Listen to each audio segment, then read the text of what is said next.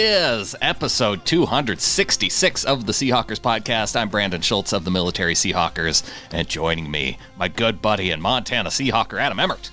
Yeah, I'm still buzzing over this Rams victory and feeling pretty good. So it was nice to get on here and get to talk about this twice. I mean, that was kind of the bonus of having such a early game on Thursday. Yeah. Is that we're now able to discuss the fact that we beat them down twice. It's just a bonus of them playing on Thursday night. They get the win over the Rams on Thursday night.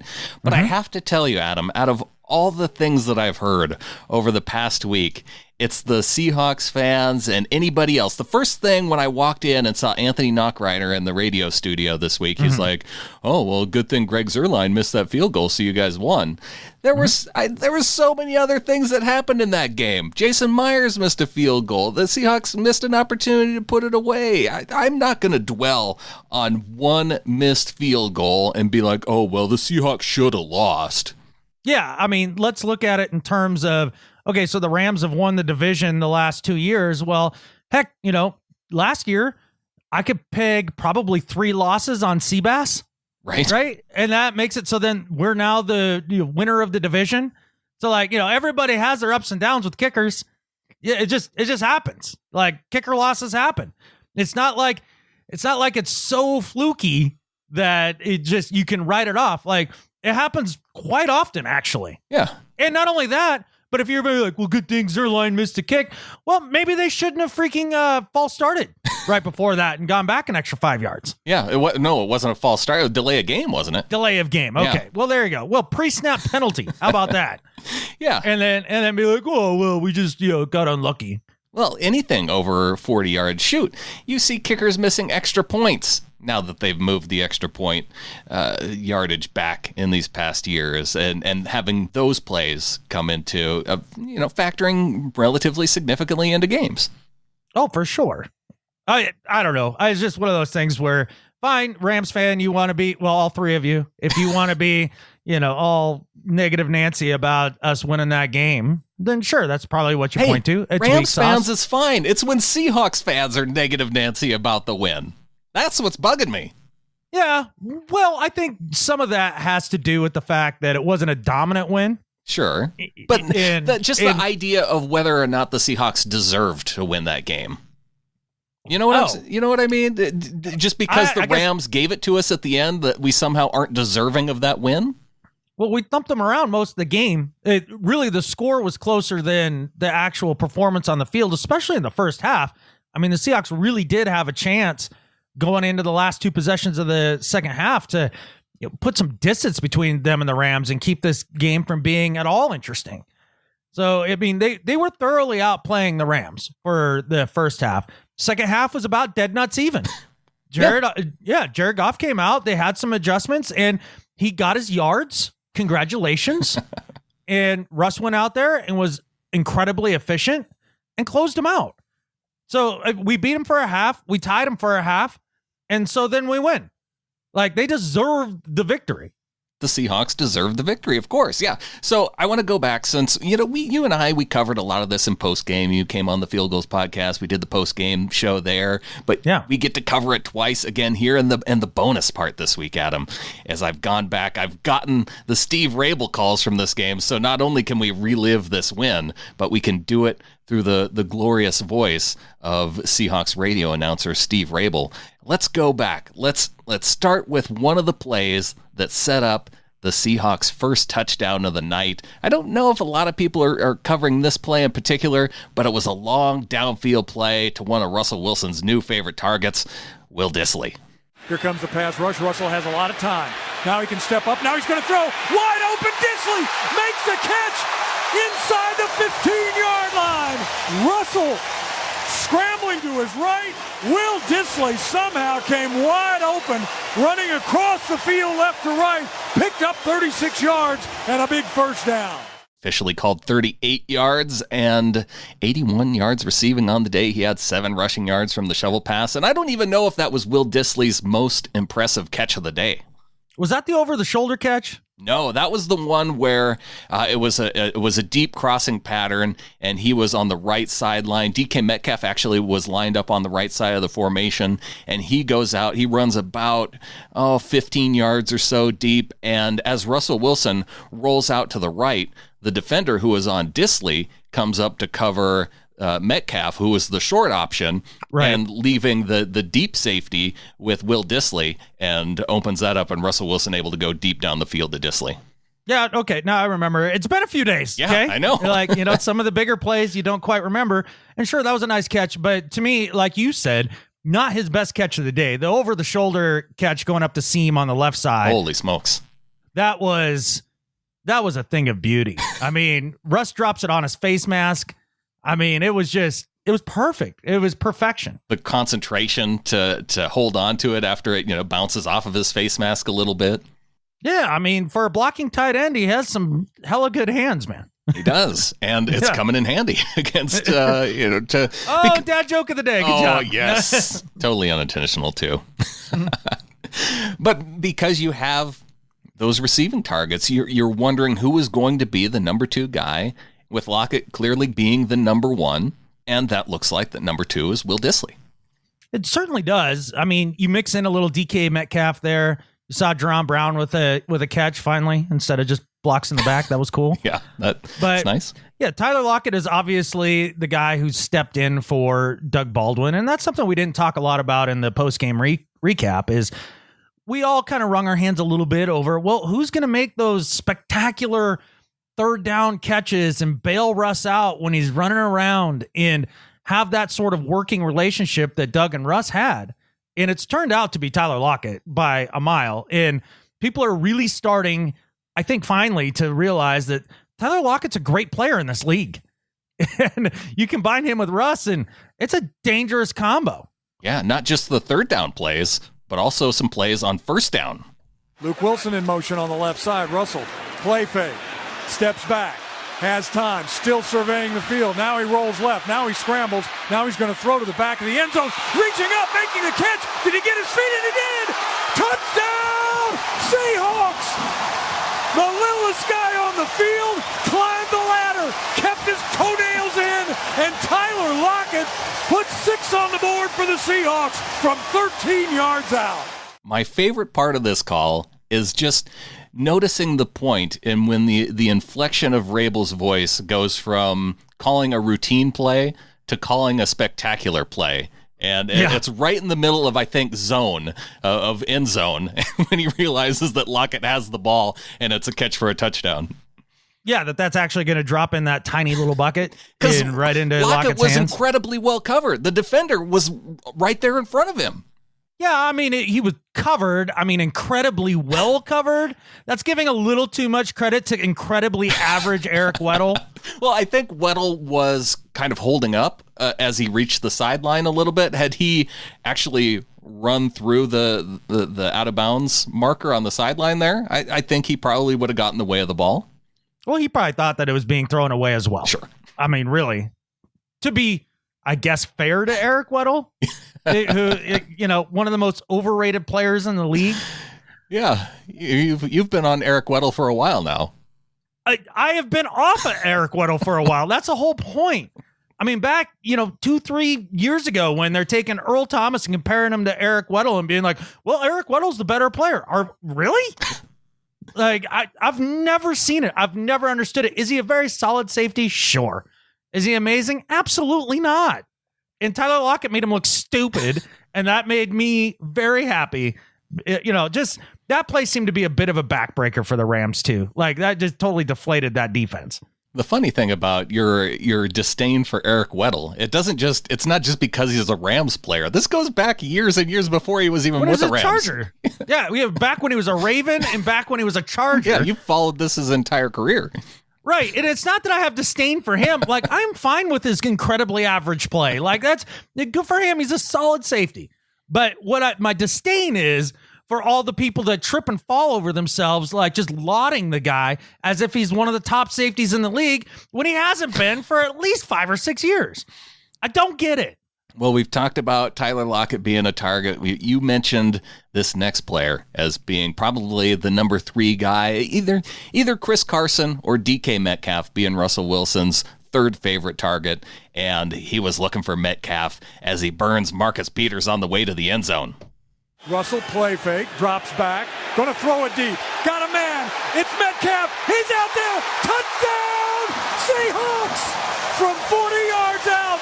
DK Metcalf just ran right by the Rams secondary. Russell hit his back foot and threw a rainbow to the end zone. Yeah, super cool. Just another, I mean, it's not a fly route, it's a deep over, right? Which is a little different than some of the other routes run on his route tree so far this year. I think the corner thought he was going to have help over top Peters, and then he didn't. But then again, I mean, who knows what Peters is thinking? Like sometimes he makes a guess and he's right on it and it's an interception. Many times he makes a guess and he gets burned deep. Him and Talib have not been playing well this year. And Russ took advantage of him all game, and even with the rookie.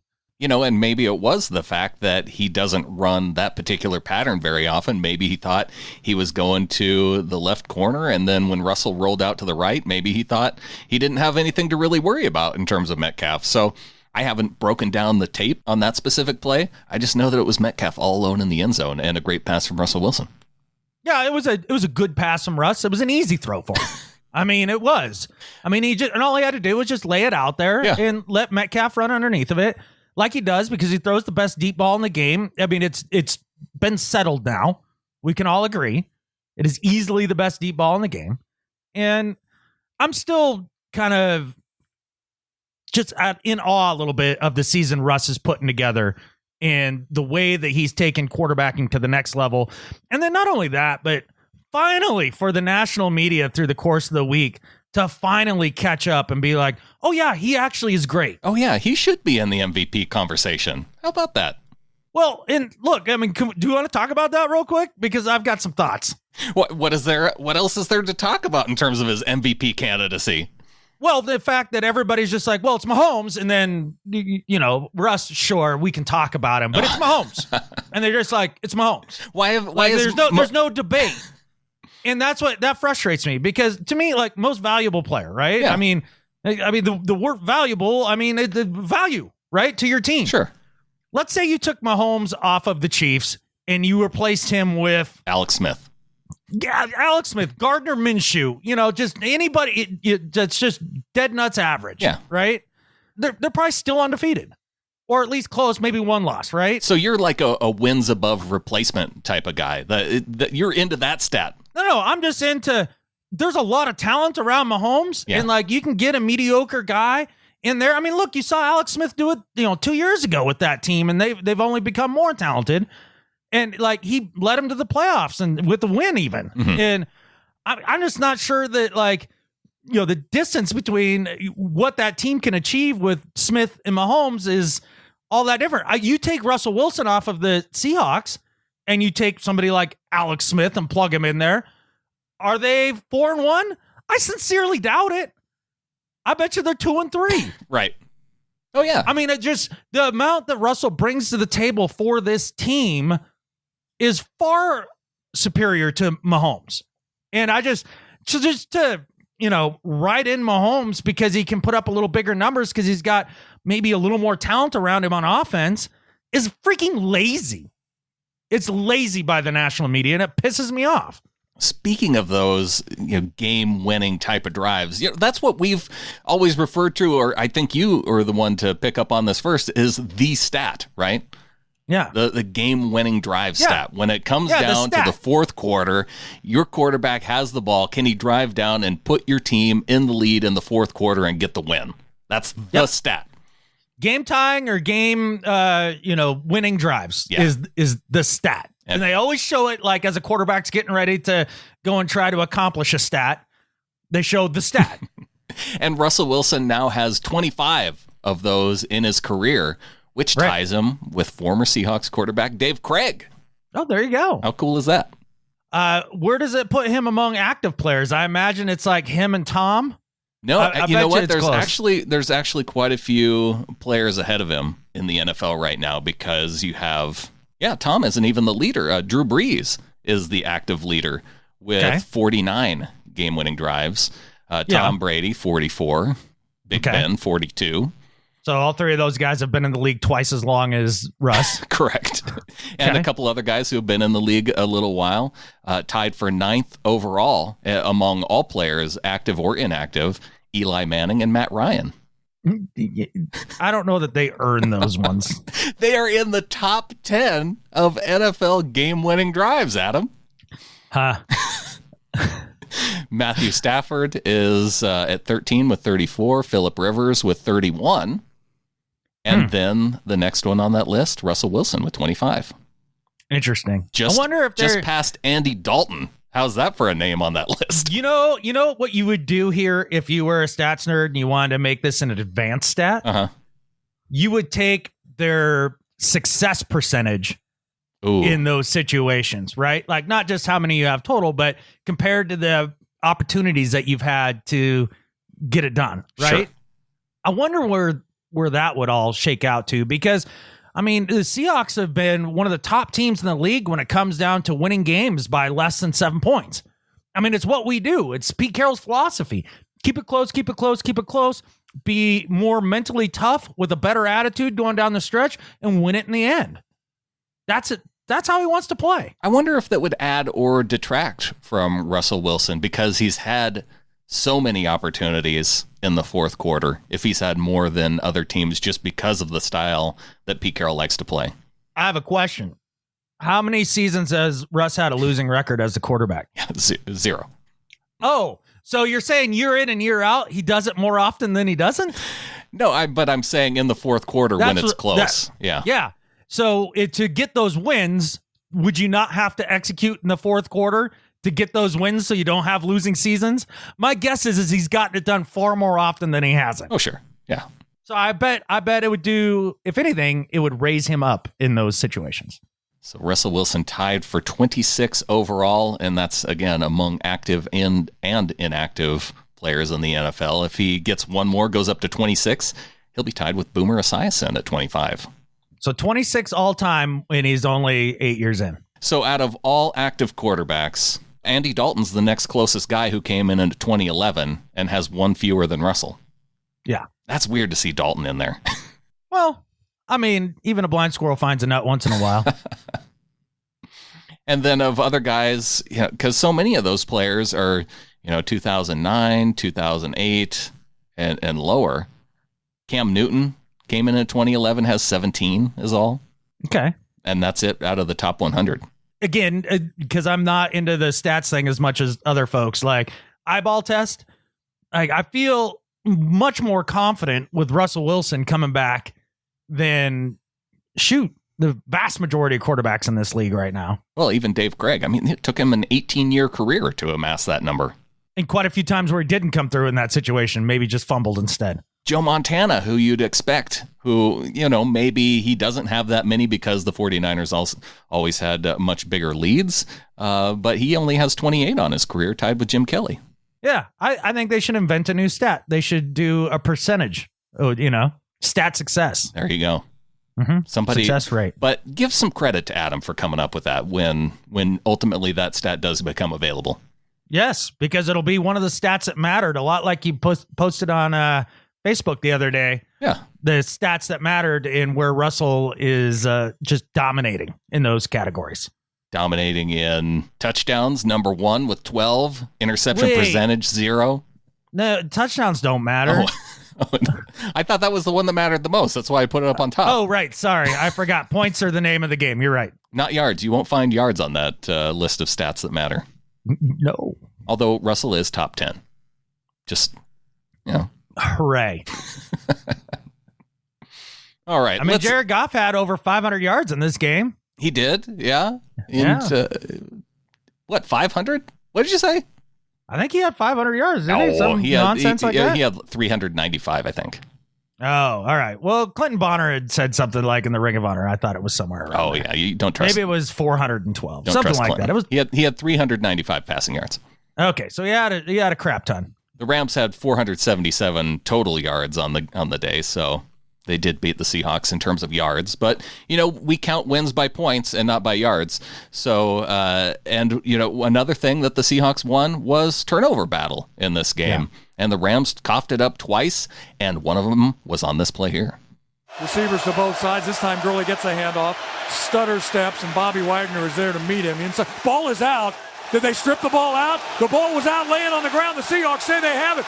Bobby Wagner grabbed the ball away from Gurley. Let's see if they're going to give the ball to the Seahawks. Hawks fell on it. Hawks ball!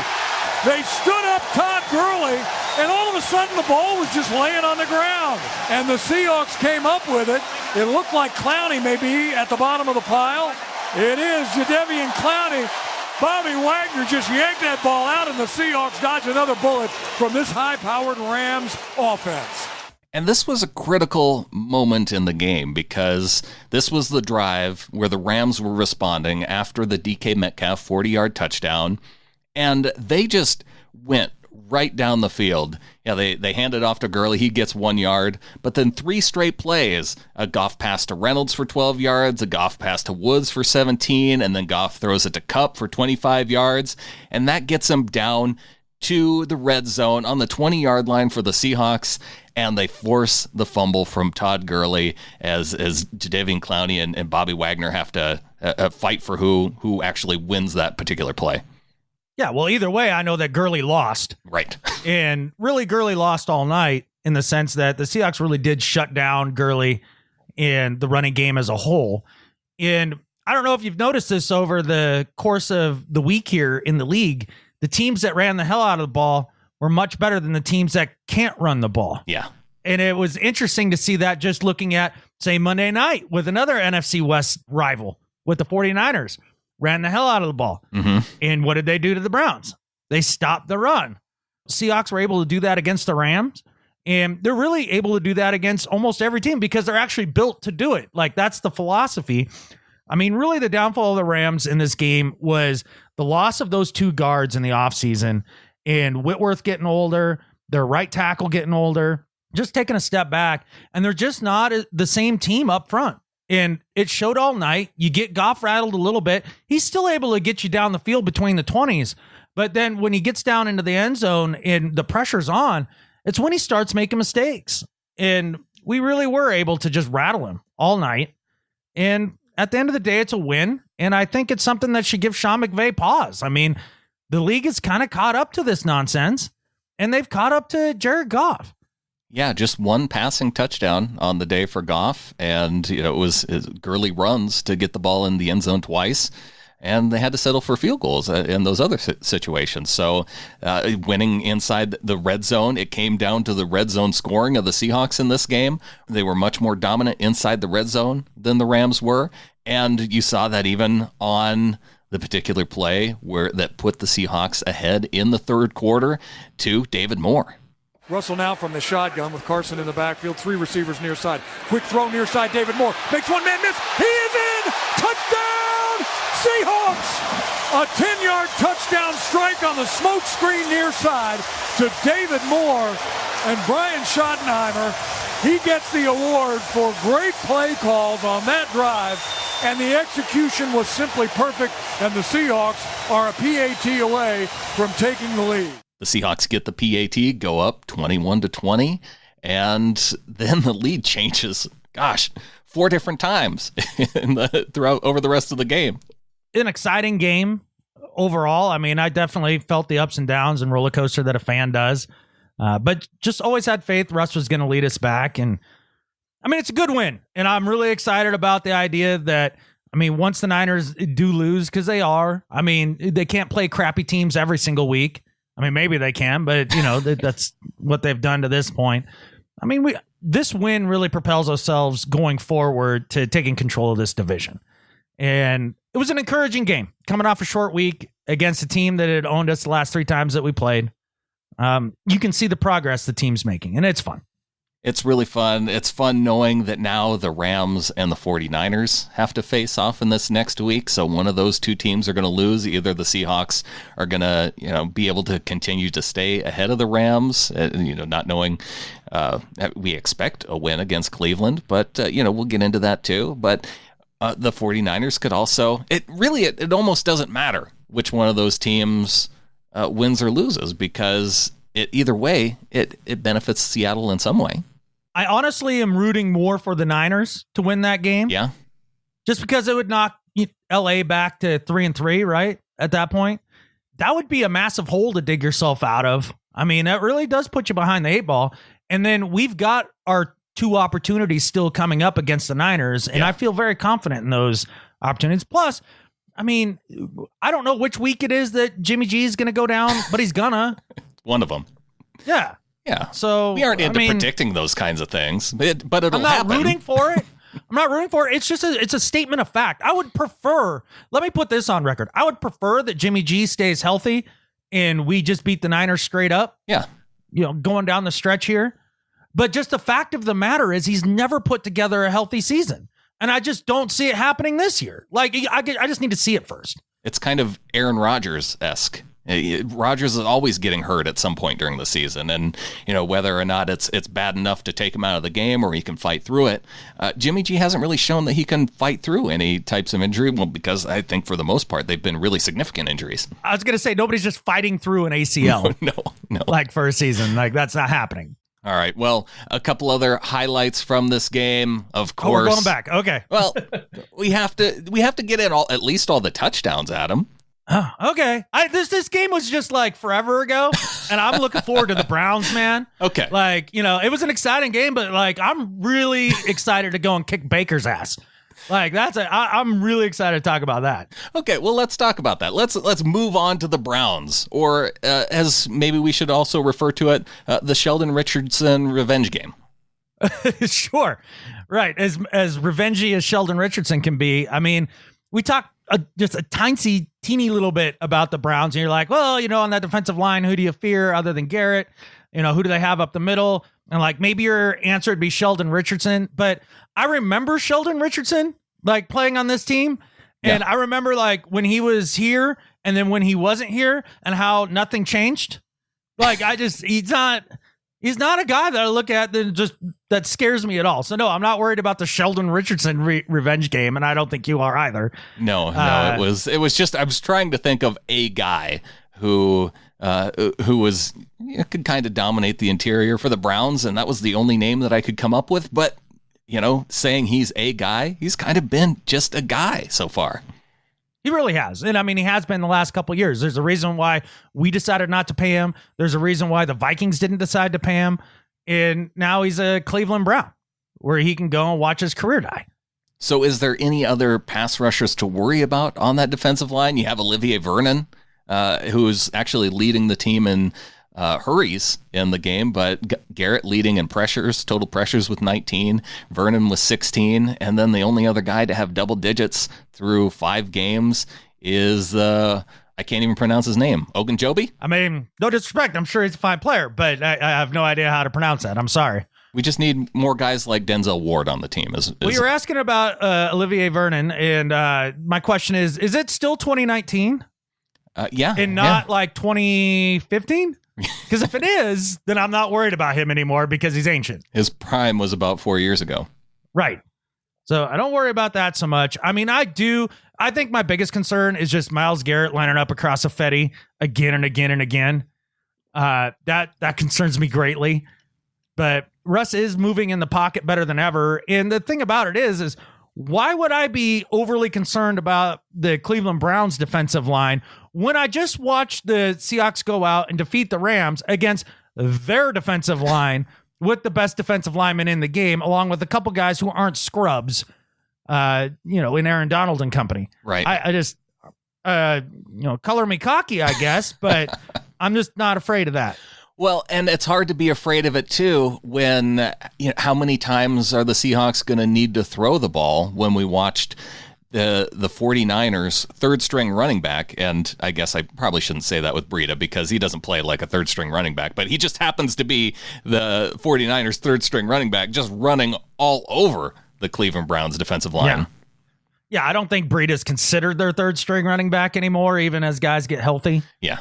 I mean, he's an effective enough runner. He could be a starter on any other team that's, looking for a good running back. that's running back deficient? Sure. Yeah. I mean, like many guys in this league. I mean, it's one of those positions that you can find dudes pretty much wherever and have them come in and, from a small school and still succeed. And which brings me to Chris Carson. I mean, Oklahoma State's not a small school, but a 7th round pick.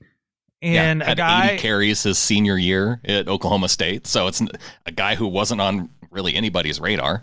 Right. So if I see Breida go through the Cleveland Browns defense like a hot knife through butter, I would say that my confidence level of Chris Carson doing that is extremely high. I would be unbelievably disappointed if we can't just run the ball down these guys' throats. It would be disappointing. I do have concerns going into this game, though, just because of Cleveland. How many times, and this will be Russell Wilson's first time going to Cleveland, but how many times going back have the Seahawks just had weird games in Cleveland? Yeah, well, again, Clipboard Jesus is gone. Yes. So we don't have to worry about him playing quarterback. We have Russell Carrington Wilson, and that makes all the freaking difference. That's true. Yeah, but there's been things, like Leon Washington. Was that the Whitehurst game where it was the Leon Washington return that got called back, or was that the time before that they played in Cleveland? I don't know. Both games were highly forgettable. I mean, I just remember the Whitehurst game and Marshawn being hurt for that game. Yeah, and just being like, "Oh, we're friggin' screwed." And it ended up like 6-3. It was 6-3. I think that was the same game that Leon Washington had a touchdown return called back. But you go back, I think it was the last game before that where they played in Cleveland, and it was that overtime loss in Cleveland where the Browns won 33-30. Oh yeah, I guess so. But again, back in the day, totally different teams. In like watching the Browns on Monday night against the Niners. Couple of things stood out. First thing, number one, the Niners could run the ball at will. Yes. Number two, Jimmy G left a lot of throws out on the field. He missed dudes all over the place. I was just sitting there thinking, licking my chops. I can't wait for Russ to get a crack at this. That's going to be a prolific day for him. And I understand that Kyle Shanahan, schemes up some of these routes and gets guys open, maybe a little more than Schottenheimer does. I mean, not maybe, it's true. But, you see that and you're like, well, I definitely think that we're going to be able to run the ball. Russ should be able to carve him up. And then just watching the Browns offense and how pathetic they are up front. It's a joke show. And basically you just put the handcuffs on Chubb. And then, good luck with Baker beating you, who legitimately sucks this year. He sucks this year. And I'm not saying he's going to suck forever. I'm not saying that he sucked his rookie year. I'm just saying right now, Baker sucks. Well, part of it is the help that he has in front of him this year. The offensive lineman not giving him much help. I don't want to hear it.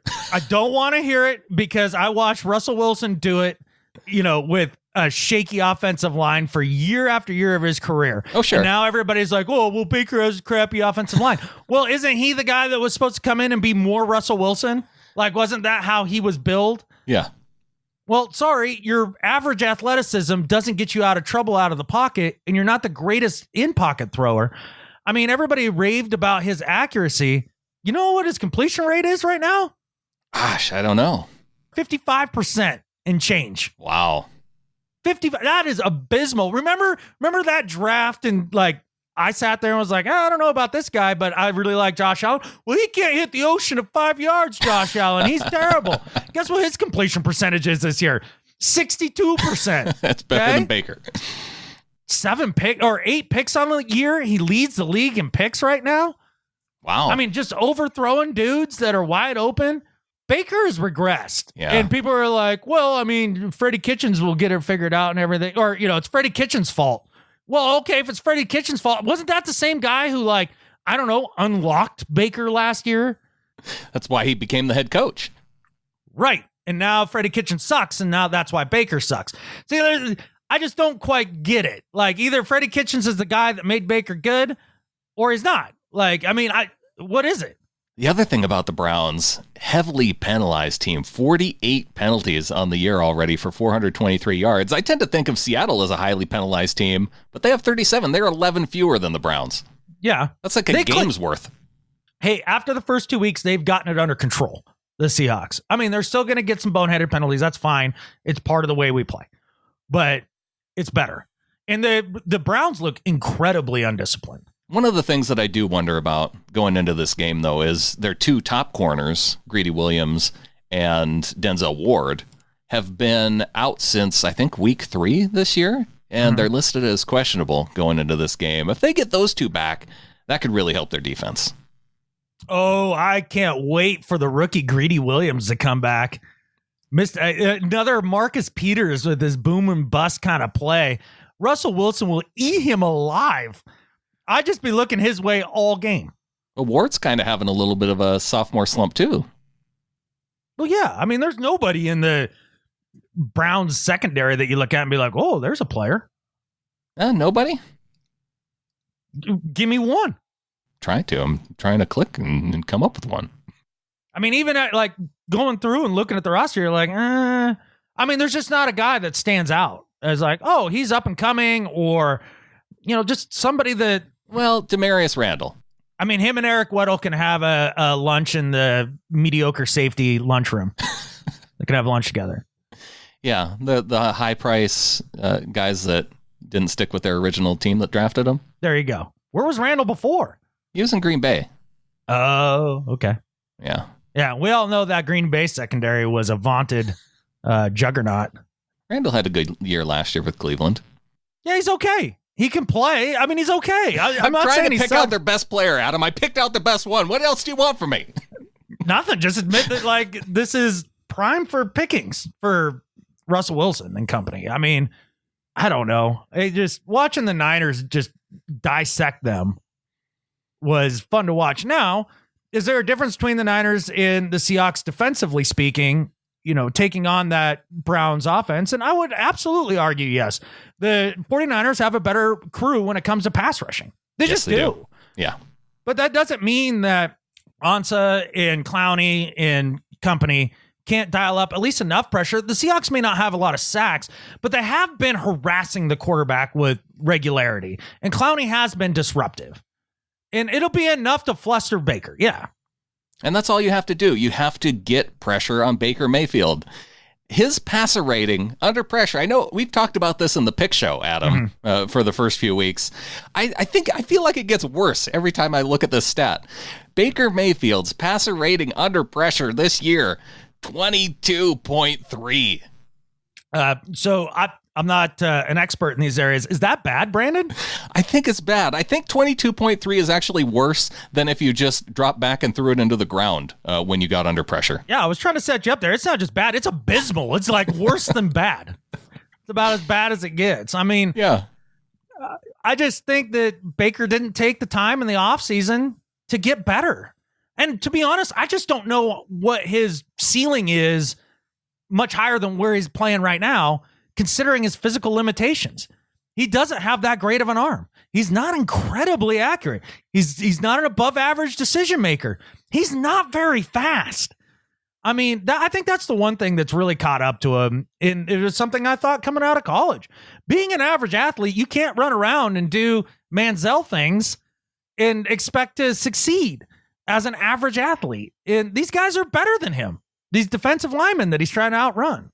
Well, I expected his accuracy to at least be better and to be the best out of the quarterbacks in that draft class.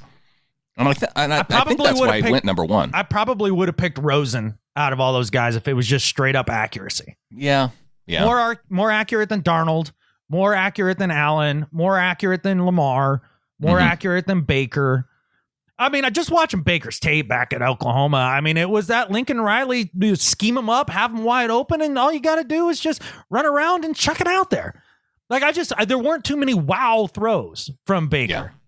And the windows are tighter. And even with guys like OBJ and Jarvis Landry, he's got the struggles. Yeah. That if he's overthrowing those or underthrowing those guys, they haven't been able to bring it in. And there were a lot of times where I saw in that game against the 49ers where Landry and OBJ were open. Yep. But it was just not on the mark. Right. And some of them, too, he would even complete, but left a lot of meat on the bone because it wasn't an accurate throw. He didn't, throw the guy open per se. Yeah. And I don't think he's going to get that fixed in a week. They have been kind of an up and down team though this year. They come out, they lose to the Titans. They look like they get things back on track against the Jets in week 2. They're going into that game against the Ravens and you're thinking, oh yeah, well here they go. And that was the game where Nick Chubb was really able to get it going on the ground. And I thought, with the Ravens defense, they'd be able to stop a guy like Chubb. So that's really going to be the key for this game is the Seahawks defensive line. And if I'm looking at a defensive line that, they haven't allowed a running back to run for more than 70 yards, and that's even going up against Alvin Kamara, then I kind of like their chances to hold Nick Chubb too. Yeah, just historically speaking, we are good against the run. That's how we're built. That's why you bring in guys like Al Woods. Well, last year they weren't. And that's why they really set it to try and get back on track at stopping the run in 2019. They weren't great at it, but they weren't abysmal at it. Yeah, they were middle of the road, but Pete Carroll wants to be among the top teams. Exactly. So it's not like they fell off a cliff. It just wasn't the best year under the Pete Carroll era when it came to stopping the run. And, I look at that Browns team, and I don't think that they're going to be able to get it going on the ground. And the other thing is you said they're kind of up and down and bounce back, right? Well, okay, you lose to an average Titans team badly. Yeah. And then you come back and you beat an abysmal Jets team. Cool. And then you come back. What was the third game?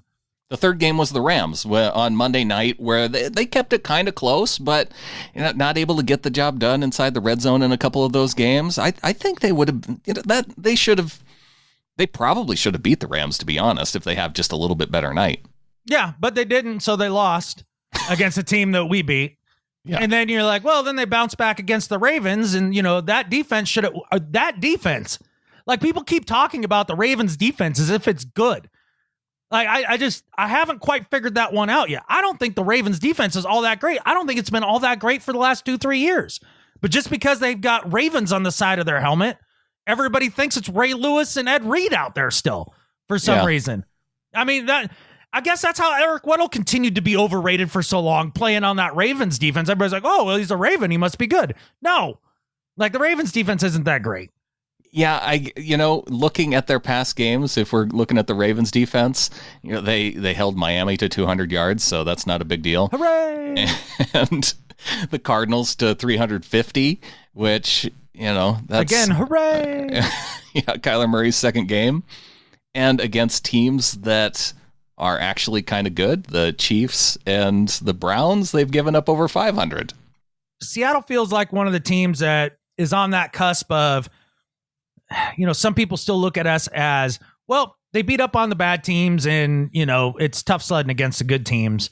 I feel like the Browns are legit one of the bad teams, and so we should just beat up on them. This wouldn't be a game that if they win by 2 or 3 scores that I'd be looking at and pointing to and be like, see, they're one of the best in the league right there. Like, that's not one of these games.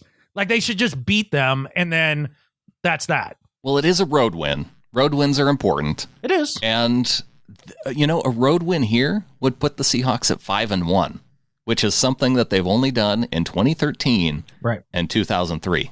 So the 2013 one being the relevant one just because of, this coaching staff and, there's a couple guys left from that squad.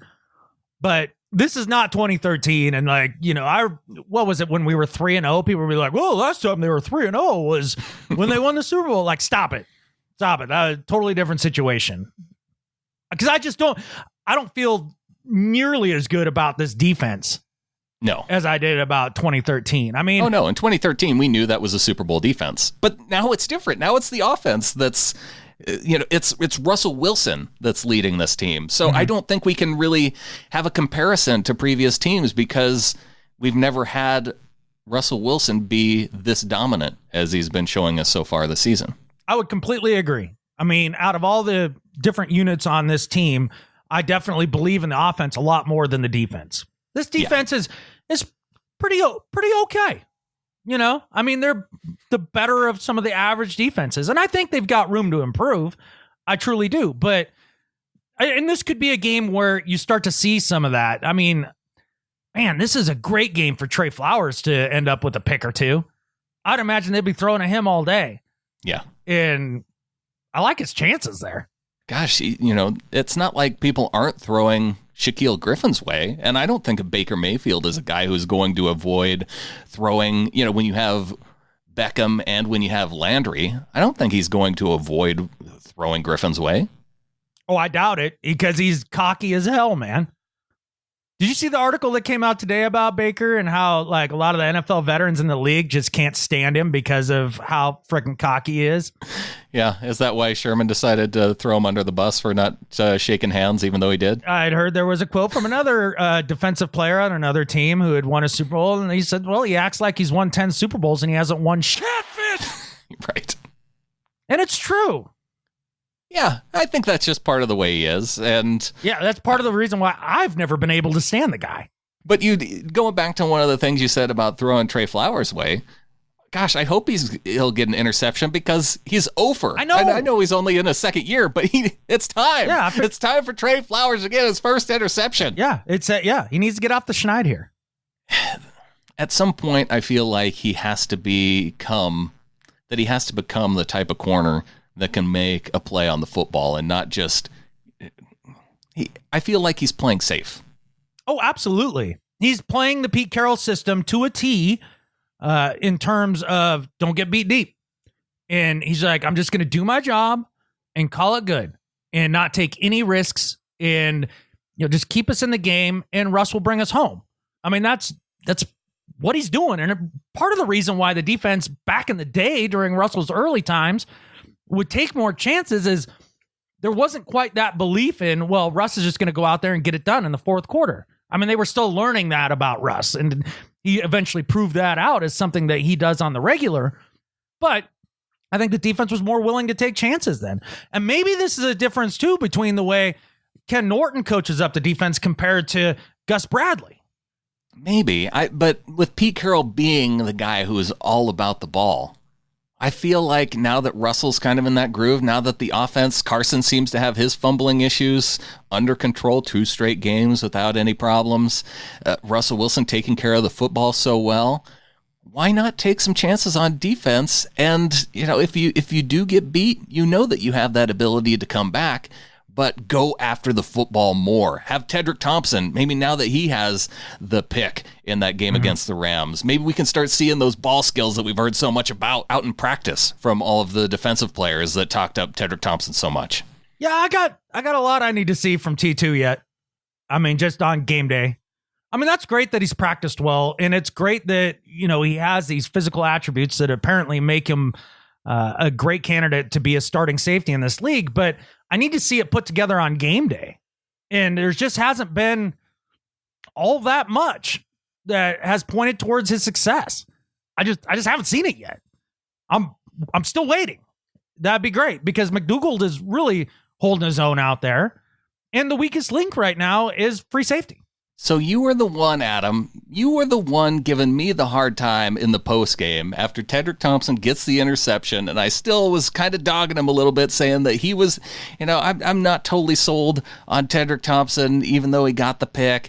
And one of the things that I'm looking at here now, Pro Football Focus grades, not always, a mark of judgment and what we had looked for in certain situations, but passes the eye test here when I see Tedrick Thompson as the lowest graded player on the defense.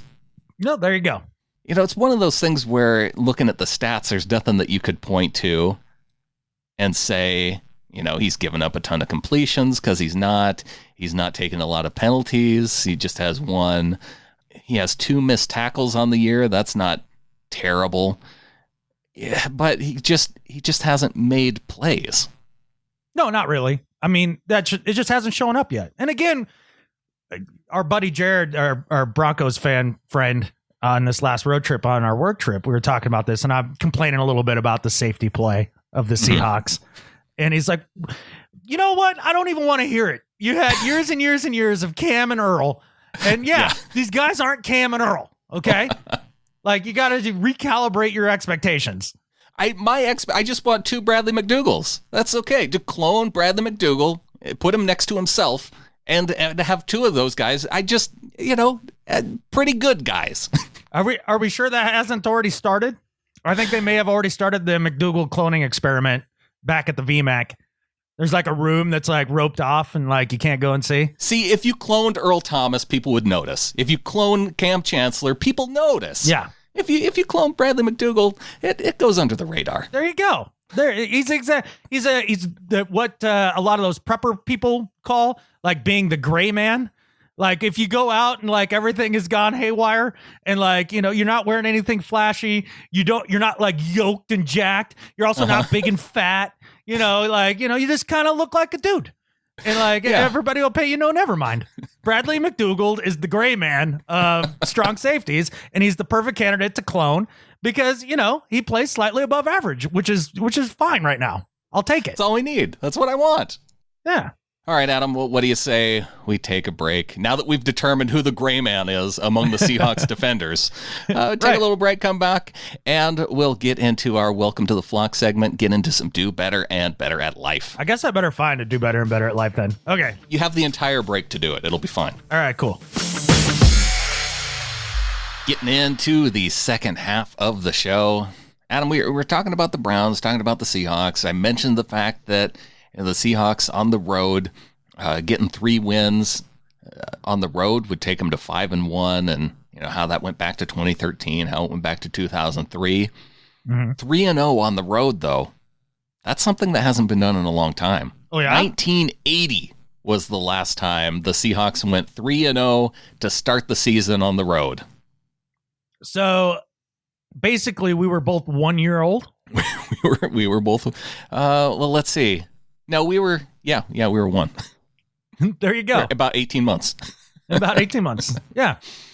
Yeah, so it's been a little while. So it's been a minute. And they finished, what did that 3-0 record on the road to start the season get them that year? They went 4-12. Oh, well, the wheels on the bus fell off, apparently. Not the best year for the team that year, but... Yeah, that would have been their, third year? 77, 78, 79... 80, fourth year? Fourth year, okay. Or was 76 the first year?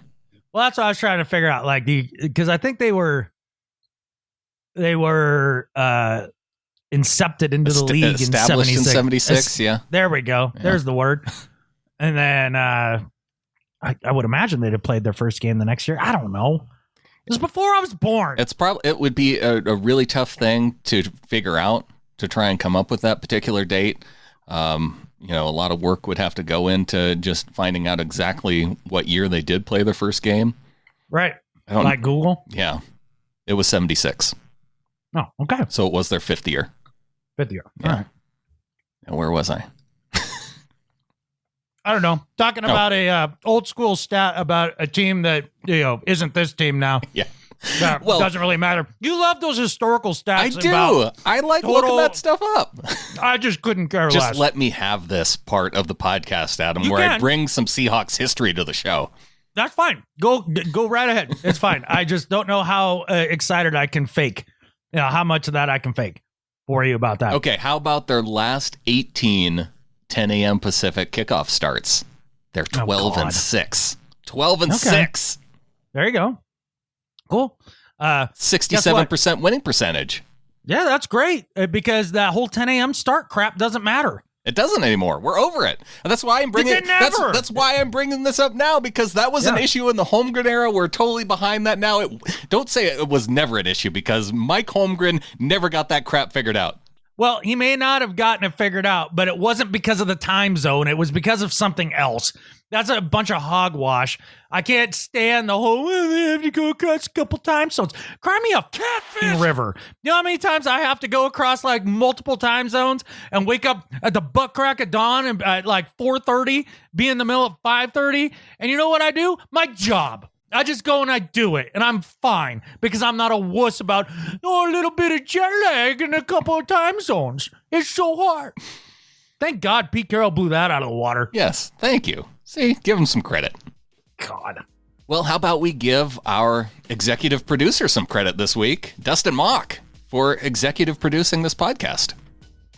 You know, there's a few executive producers in the podcasting arena, but none are as fine as Dustin. Like, I mean, he is the complete epitome of what it means to be a professional and just amazing. And we really just couldn't do the show without him. No. But if we did have to task our executive producer, with something for this next week, I think it would be go out to, and it would be to help us go out and find some new flockers, because no new members of the flock this week. Wait, what? Yeah. We did a post-game show? Yeah. And no new flockers. And not only that, but the post-game show was a Drunk Adam post-game show. This is what everybody seems to be clamoring for. Maybe, I think I screwed up there. I should have put that in our feed and not the Field Goals feed. Yeah, probably true. Because then, okay, so I can't blame it on Dustin. It wasn't Dustin's fault this past week. Well, it comes under his supervision that happened. That's true. Yeah. So, crap flows downriver, right? So, no new members of the flock this week, but we have our... Boo! I know. Boo! I know. That's me. I'm very disappointed by that. This was a big week. We beat the Rams. Did a post-game show. We're doing a show this week on a Wednesday, and not one new little flocker, for reals. We're doing our part. I think we're actually going backwards. We actually went backwards since last week. What do you mean backwards? I mean, some people have some things going on. They can't support the show, and that's fine. It comes up. But how backwards? Oh, like one or two. It's unacceptable, soldier. All you freeloaders out there need to get your poop in a group here and become a little flocker. Well, the family things Dustin come up. Mock will find you. See, that's the thing that maybe people don't understand is once you become a member of the flock, it's not like a lifetime commitment. Things yes, it is. Well, we commit to you as being you're still a member of the flock for life.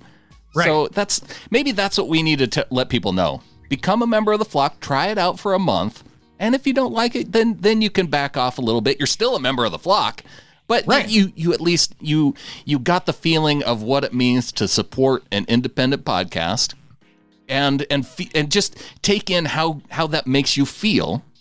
Right. Knowing that, you get value from this show every week that we bring you the show. You get 4 shows a month. You get 4 bonus shows a month with the pick'ems if you're as a member of the flock. So, just try it and see how that feeling makes you feel. Yeah, it'll be a nice warm and fuzzy, and you'll be able to sleep through the whole night uninterrupted without the fear of being a freeloader and how that just sits and stews in your psyche. Yeah. Yeah. Nightmares. Freeloader nightmares. If you don't get in the flock, you're going to start having freeloader nightmares. No pressure.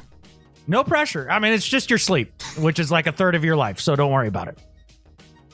I don't even know if I got any emails from this week. Oh, I did have a message from Daniel Weinholtz, one of our loyal members of the flock. Oh, yeah. Which, by the way, for Daniel, if I need to come and stick a shiv in somebody at his work. Yeah, how did he not get a promotion? I don't know. That's unacceptable. I don't know. I'm just saying, I'm willing. How many buck knives has he sold through free promotion on this podcast for his employer? Right. And how do they thank him? They pass him up for promotion. And that's why I wouldn't stab his boss with a nice buck knife. I would do it with a toothbrush that I sharpened into a point. Because he doesn't even deserve that for looking over our good buddy. I'm just mad. I'm mad and I'm outraged.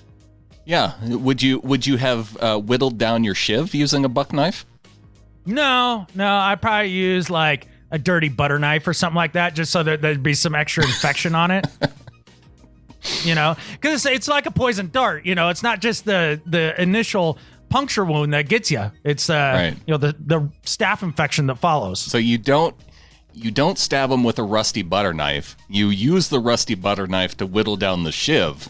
Yeah, because the shiv gets the nasties deeper, into the bloodstream. It's science. So just give me an address, Daniel, and we'll get this taken care of for you. We'll take care of it. Well, Daniel commented on the fact that Russell, in that game against the Rams, getting some free plays with the hard count, and it kind of got me wondering, do you remember a game where Russell Wilson went with the hard count more than he did against the Rams, and maybe he was going with it more because it was working so well with him? He was trying to slow down that pass rush from the Rams. I just couldn't think of a game where he used it so much, and then on top of it, so effectively. As far as so much, maybe this was a game where he used it the most. I mean, I've seen him go to it at times. There's no doubt about it. But this would make perfect sense to use it a ton in this game against a very aggressive front four.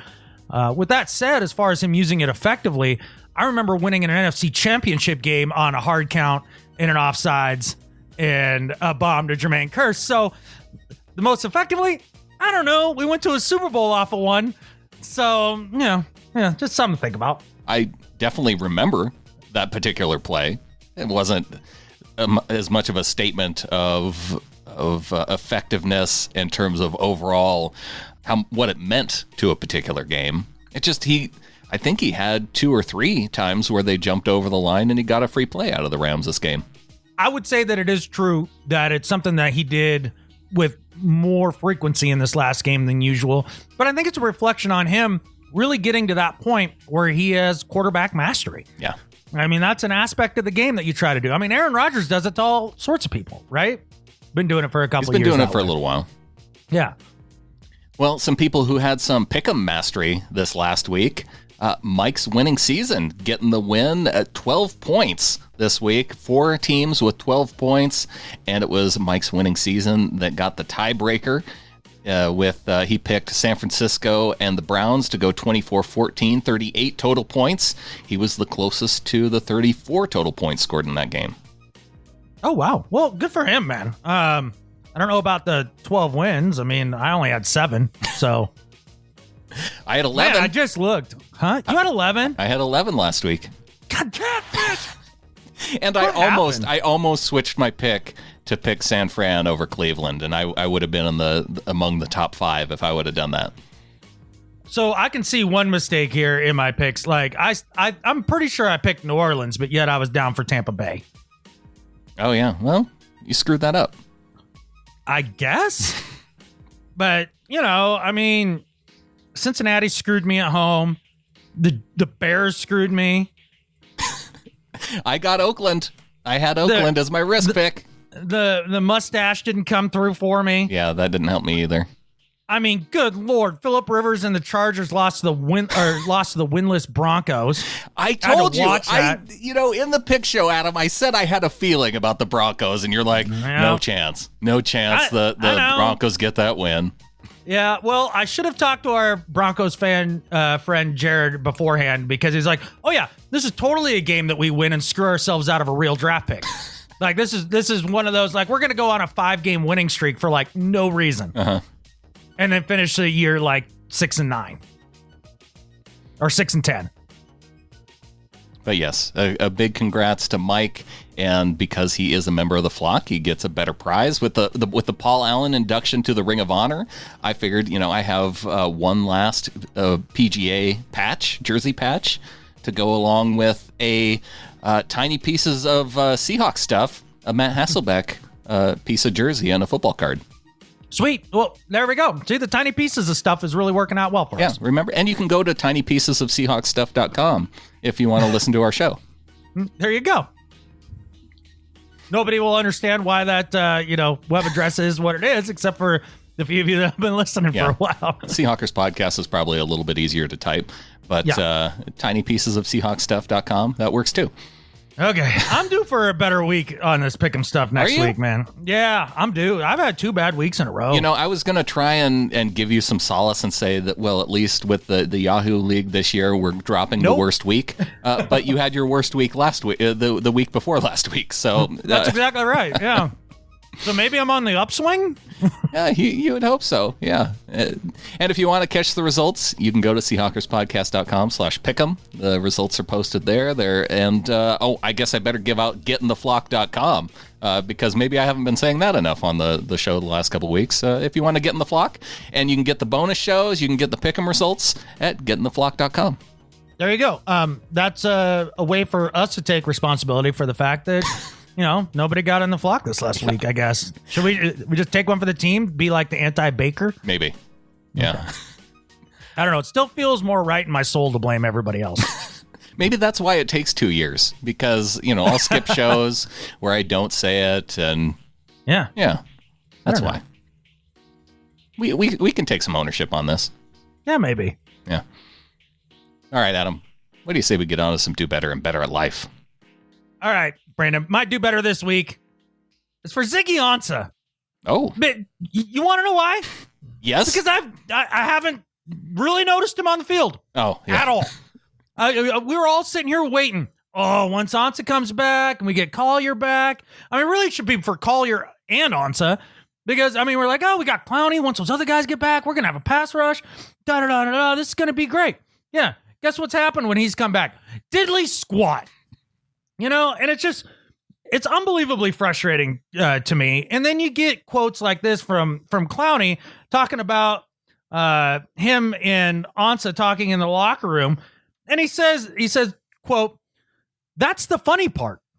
We keep laughing in the locker room about us not being on the same page, about us not rushing as good as we normally do." That's not funny. That's not funny, Ziggy. Okay? Like, him and Clowney are having this conversation. Like, don't be saying that, Ziggy. What I want you to be saying is, this is frustrating. We need to get our poop in a group here and actually go out and, get sacks. Put pressure on the quarterback. Yeah. It can't just be the Clowney show. You got to do your part. That's why we brought you in. You're supposed to be this double-digit sack guy, and I've gotten diddly squat. So I'm mad. I'm not mad. I'm just disappointed. And for Ziggy Ansah, do better. Is there a way that we could have structured Ansah's contract so that if a player that, I don't know, like Brandon Jackson, has a similar or better stat line at the end of the year, that we could just move some of that money into the bank account of Brandon Jackson? Because I'm looking at it, and total pressures, Jackson has 6, Ansah has 6. Sacks, Jackson has 1, Ansah has 1. Tackles, Jackson has 8, Ansah has 5. Yeah. Stops, man, Jackson's a stop machine. 8 stops. He's the leading defensive lineman. He's the leading guy on the team who is not a linebacker with 8 stops. So, yeah, I'm kind of looking at Brandon Jackson as maybe the second best pass rusher on this team right now. He's certainly up there, right? Actually, well, no, not second best. From the edge, maybe. The 3 best pass rushers, Quentin Jefferson's been the most prolific one with 24 pressures, Jadeveon Clowney with 19, and Rasheem Green with 14.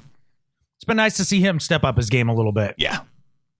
And I have a feeling that Green, Puna, and Quentin are all going to be seeing an increase in production here shortly, and that will lead me to my better at life here later. All right.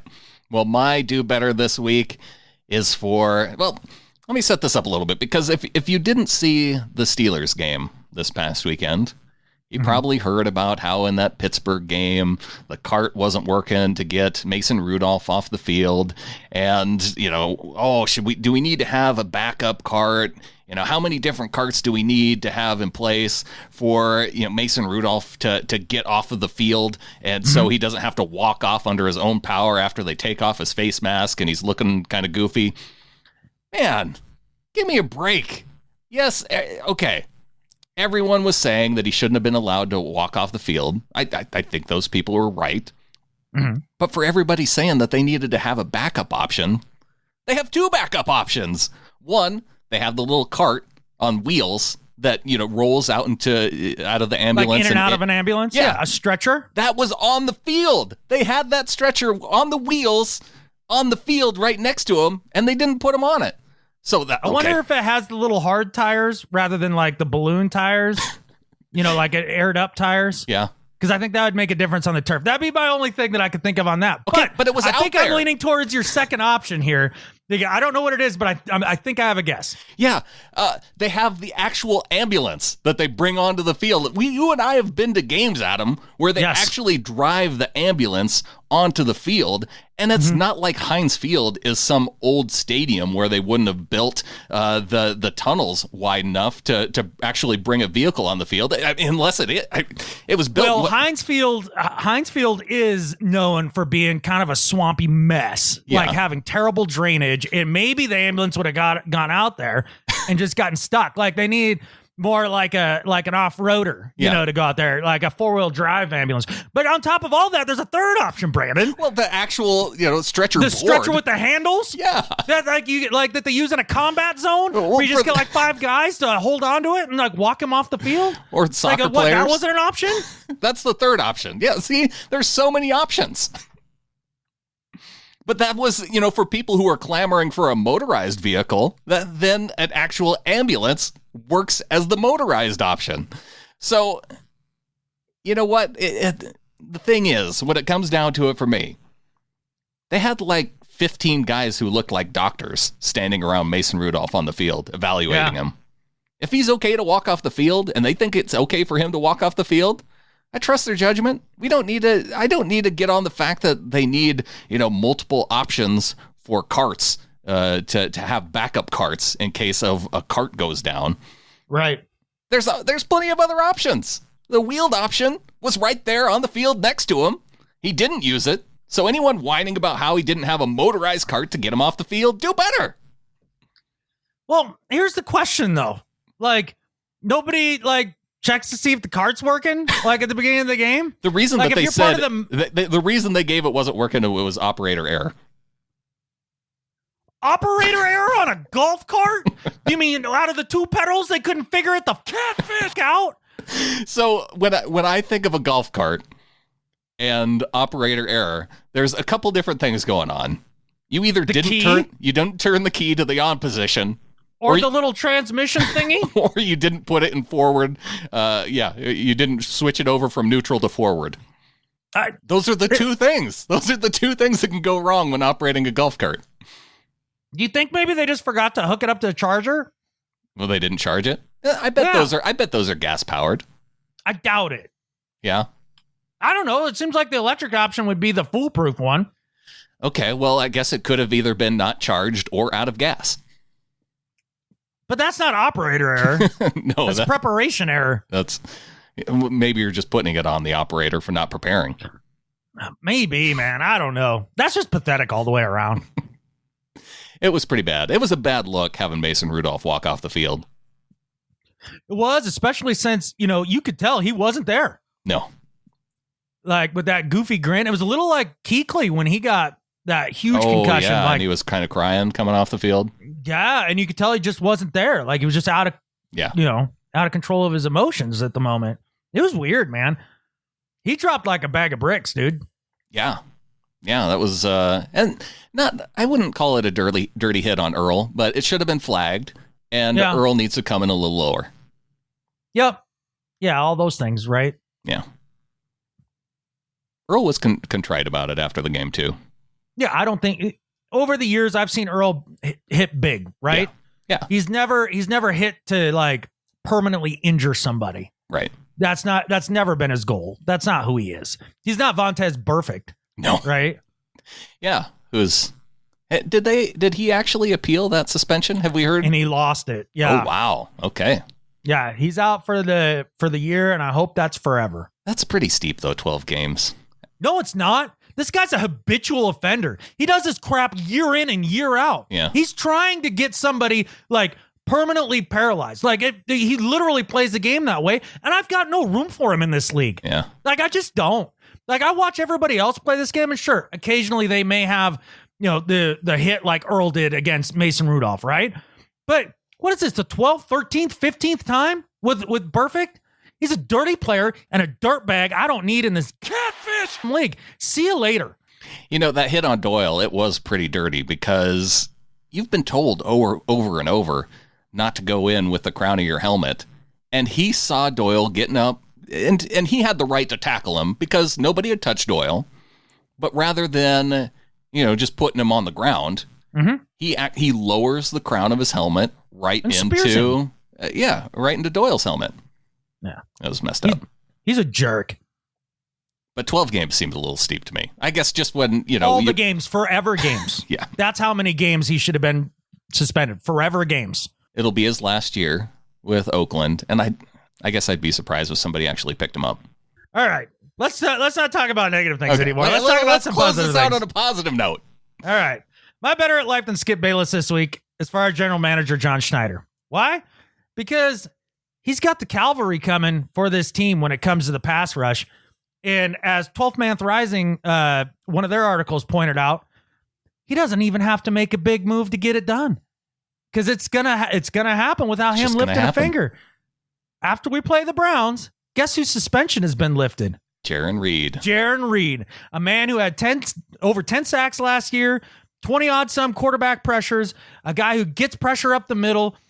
This is somebody that can actually work with Clowney instead of joking about it in the locker room that he's not on the same page like Ansah, and really elevate the play of not just Clowney, but of Quentin Jefferson, Poona Ford, Rasheem Green. This guy's going to be a huge addition to this team. And for John Schneider to just having had drafted him out of Alabama, not panicking going into this year when seeing the pass rush, slow to come together, and just holding on to his cards and being like, once we get Jarran back, this is going to be a different ball game. John Schneider with the ace in the hole, better at life than Skip Bayless. I'm fired up, though, about the idea of having pass rush. It's going to be great. It's going to help a lot. I think this is going to be a difference maker for our team going down the stretch, where all of a sudden the national pundits go, wait a second, what changed with this team that's made them even more dominant? That, like, now we got to talk about them as one of the legit Super Bowl contenders, along with the Patriots and the Chiefs. And now everybody's on the Green Bay wagon too. Like, good luck with that. It's because they beat Dallas. Yeah, who hasn't beat anybody? So neat. Not anybody good. Yeah, anybody. But that's what I want to get into our pick show this week, Adam. Is try and nail down who the best of the bad teams are and who the worst of the good teams. Okay. I think I can handle that. All right. Well, that's something to tease for those members of the flock who get the Pick'em show. Let's close this out, though, with my better at life this week. And I'm going to give it to former quarterback David Carr, who does the offensive player rankings. And looking at week 6, guess who's number 1? Russell Carrington Wilson, as it should be. And yeah, he's about time. It is about time. And it took Mahomes having a bad week to knock him off number 1.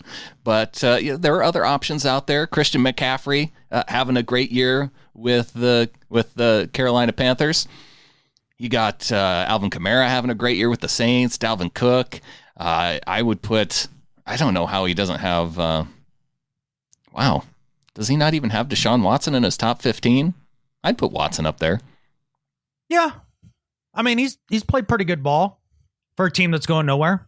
But because of his showing on Thursday Night Football, Carr has this to say about Wilson. The Seahawks QB1 continues to prove why he should be considered for 2019 MVP honors. After Week 5, in which Seattle earned a big-time divisional win over the Rams, Wilson leads the league in completion percentage, 73.1, TD to INT ratio, 12-0, and passer rating, 126.3, and sits second in pass yards per attempt, 9.0, among 35 qualifying candidates. See, he needs to use the adjusted yards per attempt because Wilson's leading the adjusted yards per attempt stat.